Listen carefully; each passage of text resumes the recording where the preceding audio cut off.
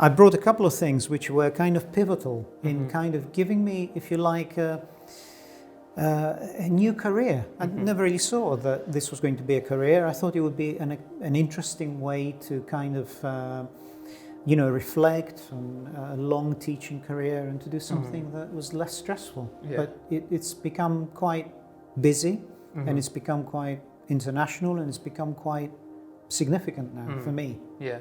Should we talk a little bit about those two kind of pivotal moments? Yeah. You want to talk about those? Yeah. Yeah. I suppose that, pivotal moments were moments when I jumped into a project that felt extremely important to me, but perhaps was not really, there was no demand for it. Nobody asked me to do it. It was self-generated work, but it connected with things that already existed and were kind of significant. And one of them was a collaboration it became a collaboration eventually with a very interesting place in Greece, which is now a museum and a place of worship, but it is the last remaining synagogue on Crete. The story of the community there became quite important to me because of stories from my mother, that she experienced the war as a child. So this was really a labor of love. I was committed to doing it. There was no reason to do it, but now, of course, it's become a commercial book. It's been published by the Association of Synagogues in Greece and the Jewish Council, and it gave me kind of. It wasn't the most comfortable thing to do, and I think this perhaps delves into the realm of advice now.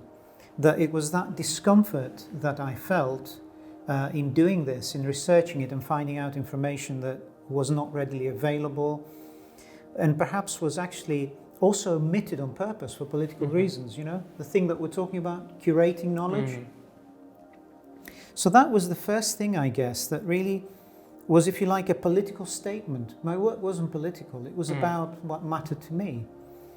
And that became sort of like a launch pad which connected me with lots of people internationally that work there now, because the place, there is no Jewish community there.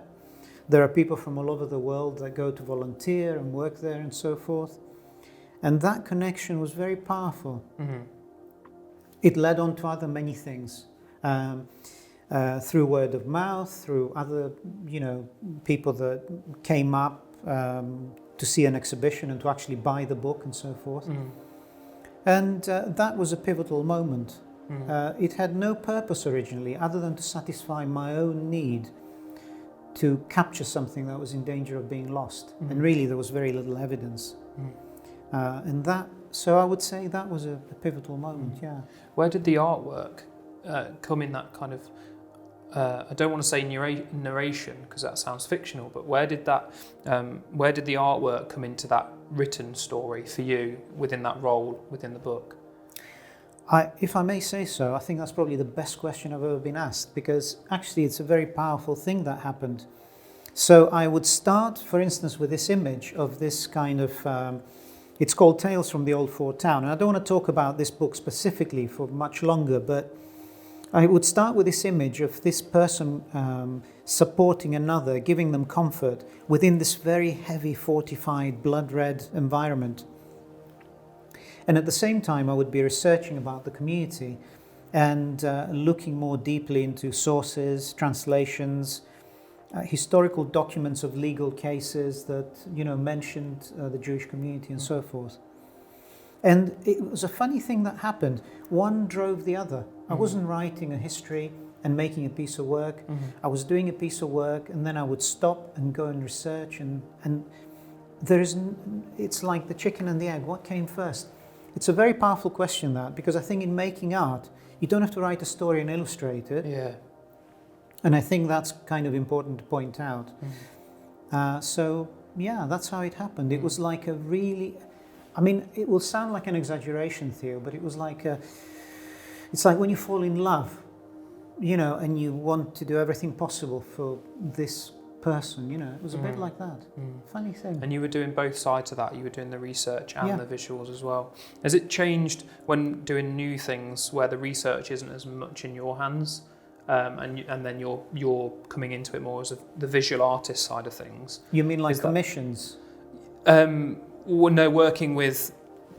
So you're the researcher there, and they both go hand in hand.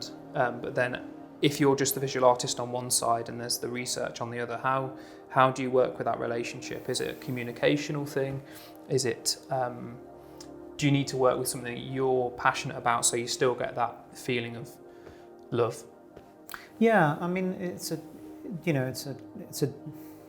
very difficult to answer that because I think it's like a continuum, and you're not going to fall in love with everybody that you meet. You're not going to fall in love with every project, but the ones where I've really felt that I was completely immersed and it was something that I needed to do, they for me, they stand out as being much more significant, much more interesting.